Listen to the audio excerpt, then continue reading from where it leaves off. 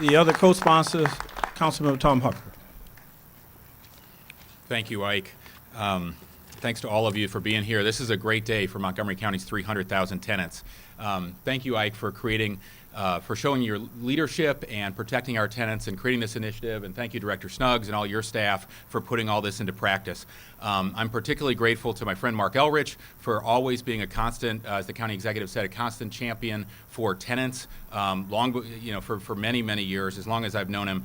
And I'm very grateful to my colleagues on the councils for supporting the amendments that I introduced to Mark's bill to really make sure that we are focusing our DHCA resources on annual inspections of the problem properties in the county. As the district council member that represents Flower Branch, where we found 800 housing code violations, Northwest Park, where we found 2,200 housing code violations. I represent a lot of the oldest and most problematic housing stock in the county, and I know my constituents are really going to disproportionately benefit from this legislation and from this initiative.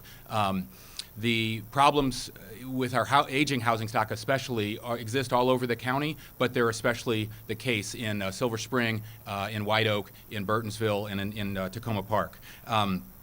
For too long, we've been hearing about a lot of severe problems in our aging housing stock, and no one in Montgomery County should have to put up with mold and mildew, with rats and roaches, and too often we don't hear from our tenants. So I'm really confident that this three-pronged approach, making sure our tenants know that they have rights, making sure they know they can call 311 to bring those problems to the county government, and making sure that we have the housing inspectors on the ground to get into these problem properties. I'm really confident that's going to improve the lives of thousands of people in Montgomery County.